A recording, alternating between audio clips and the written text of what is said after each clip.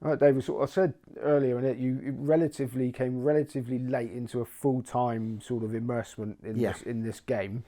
You loved your music. You worked for HMV for a decade, and then basically the full time rolling racing was thrust upon you because they give you yeah, the tin tack. yeah. It was. It would have been 2013. I think it would have been 2012, 2013, around that time that HMV started having their financial problems.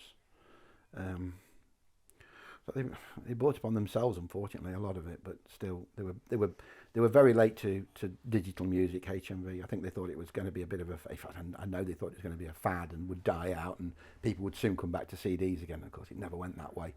It moved far more. It moved very quickly to digital, and they just weren't prepared for it. They weren't ready, and by the time they got an offering out, it was too late. Others had already taken that space. So, but anyway, that's by the by. I was working.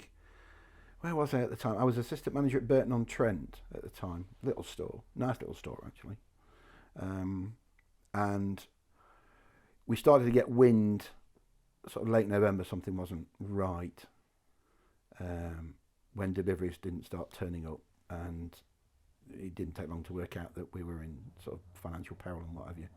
And after the Christmas of that year, um, they cut about a third of the stores that were the least profit making or were losing money, and Burton was one, and they couldn't find me another position at the time, which was a shame, and it meant I had to get a job, go and get something else. And having sort of done retail up to that point, I had for a couple of years been sort of blogging at an amateur level, putting a few tips up and general racing chit chat, all that sort of stuff. Um, And I thought, right, well, now's the chance. And if I'm going to get a job in racing, now's the chance. I'm not going to get a better opportunity. I've got a few quid from redundancy, all this sort of stuff. So I don't need a job tomorrow. So had you been hankering after a job in racing? Had it been in the back of your mind? Had I been hankering after a job in racing? I suppose it had always been there. Yeah, I'd like a job in racing. Yeah, I'd love a job doing a writing job in racing. It would have been great. But of course, the opportunity never arose. And when you're in a job, Simon, it's hard to get out of it. You sort of the comfort of having that job. But when you've not got a job and it pushes you to do something different, I thought that was the time. So I sort of, put a few feelers out. Anybody got any racing jobs and what have you? They sort of, writing jobs and what have you.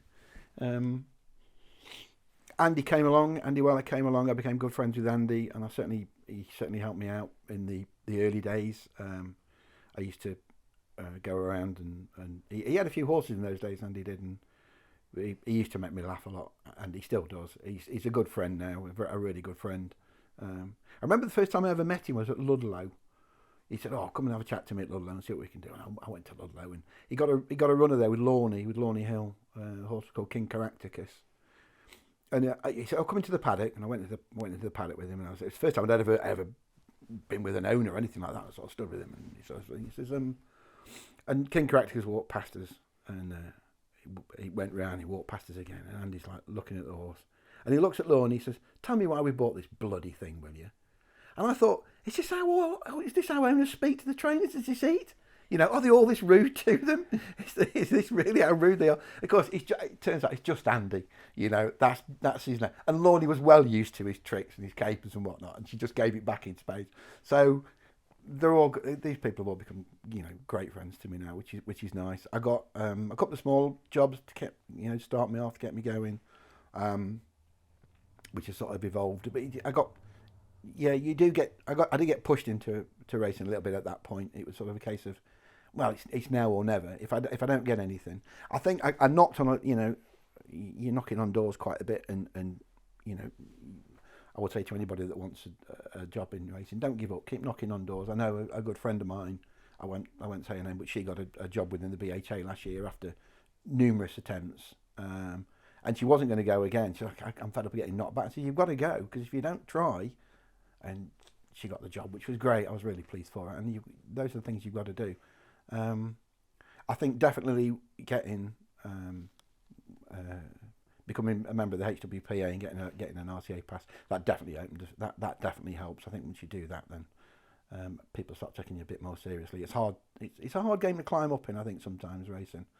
But yeah, I am where I am, and I'm very happy now with what I've got. I don't really want a great deal more. I'm delighted with what I've got, and every time I have a bad day, I still, think to yourself, well, you could still be, working behind a desk somewhere and, commuting, all that sort of stuff. My only commute most days is down to the kettle, in the morning. That's a great commute, isn't it? You walk downstairs, put the kettle on, get the toast on, and away you go.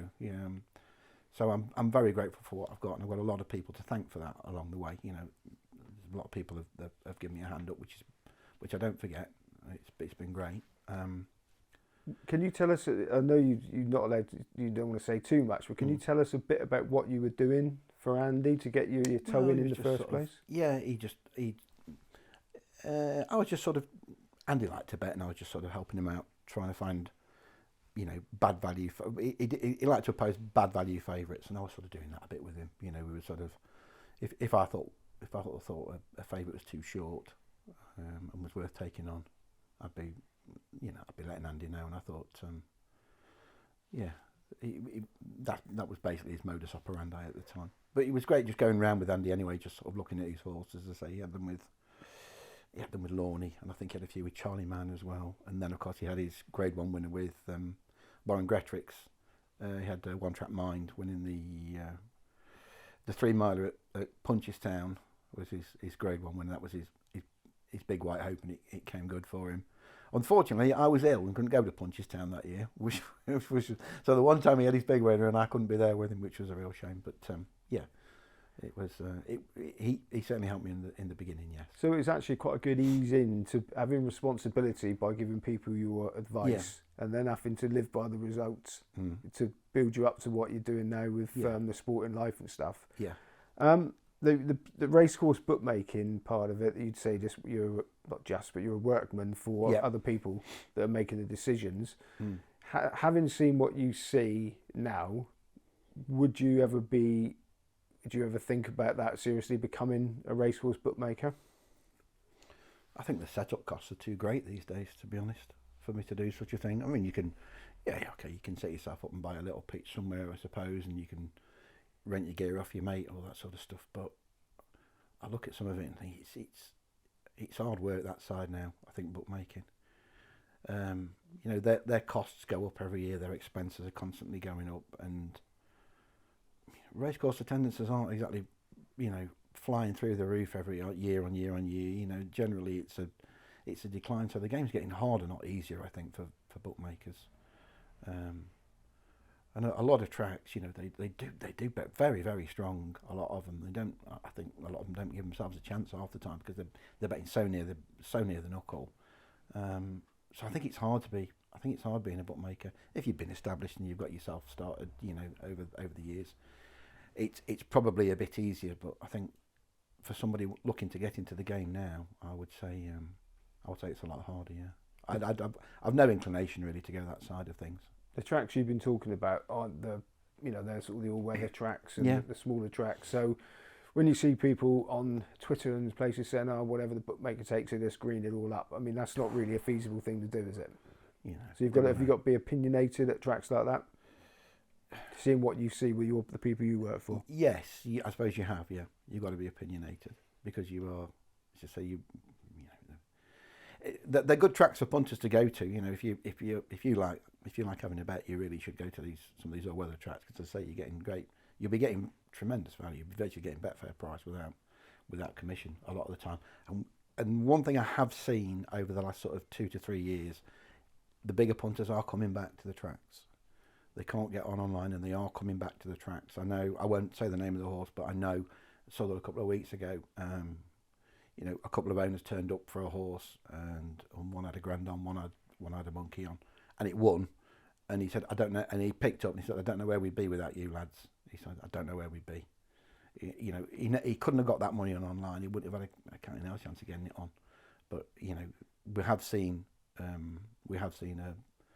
return certainly of bigger staking punters over the last probably 3 years, I would say. Okay, and finally, your punting is now successful, and have you sort of upscaled as the years have gone on? Yeah. So, without prying too much, but it's prying a bit, what would be the percentage of your income from punting? Can you just not listen to this bit? Caroline's over For there. people that can't see, Dave's talking to his wife, Caroline. I would say,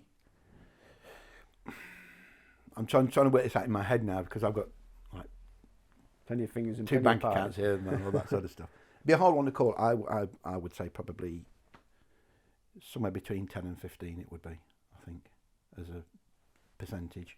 I mean, it's Caroline's saying up. I don't think it is. I think it's somewhere between 10 and 15, I would say. So would you keep fastidious records, and is everything written down? Do you know? Could you tell me exactly where you are if There you would were have at home in been front there of would your have been a book? time when I would have logged bets, but these days your accounts tell you that anyway. If you log into your whatever account you're using, your Hills or your whatnot, the bets are all there for you anyway. It tells you whether you're doing well or you're not doing well. So less so now. I don't need to log every bet and all that sort of stuff. There would have been a time I would have done that, perhaps,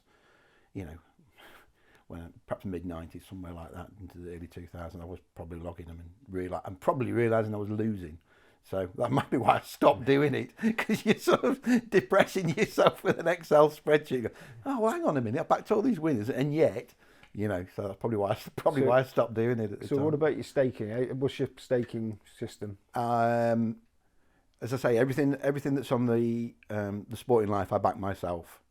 I would say these days 1 point for me is a pony, £25. So if I put a 1 point win, I'll be having a pony on it. And likewise if it's half a point each way, that sort of thing. Sometimes I'll go in again if the price drifts. If I really fancy something and I think that's a fair price originally at 9.5, and it drifts, I may go in again and take an average price, and then perhaps lay a little bit of that off nearer race time if it's come back to where I think it is. But I've never been a massive staking punter. I think the biggest bet I've ever had is probably, I think probably £250 is the biggest thing I've ever had on a horse. He did win, thankfully. But generally speaking, these days I would say, and I think as a punter, and I am, I'm putting a bit on. I think you've got to have a partner that understands that. Caroline does. I'll go back through bad periods. You'll have a bad week or whatnot, but I think you've got to have somebody that understands that there are going to be ups and downs when you're punting. So, and that's perhaps not always been the case in my life, if I'm being honest. If you're with somebody that's very risk averse, then and you're doing that, and it's difficult. But I'm with somebody now that understands that, don't you, dear? Yes, she says. She's put a thumbs up. So you're betting a pony a point. Yeah. To people watching it, after listening to some of the other sort of punters we've interviewed, they think, that's not a lot. But would you struggle to get the pony a point on? No, I can get that on. That's fine. I've got some accounts that are mine. So the final question, Dave, the million dollar question. Bookmakers everywhere looking for pony bets. Would you, if it all went tits up with all the things you do, would you consider? Do you think you could survive as a professional punter? Oh, good question. Caroline's nodding yes. She thinks I could. It's a difficult. As I said, I think going back when the pressure's on you to find a winner. When you're having that bad run, and every tipster has a bad run. You look at it. Doesn't matter who it is. We all hit those runs where you cannot, for love nor money, find a winner. Could I cope with that? Could I cope with that down? That's the question, isn't it? I don't know personally. That's a good question. I don't know if I can honestly answer it right now, whether I could do it full time or not. It'd probably mean upping mistakes again, because I don't think you're going to be, you can't live off £25 a point when you've not got the luxury of having other jobs. I don't know. I honestly don't know. I'm tempted to err on the side of caution and say probably not, but I don't know. Caroline says I could, but we'll see. Okay, well, on that note, Dave Massey, thank you very much. Thank you very much.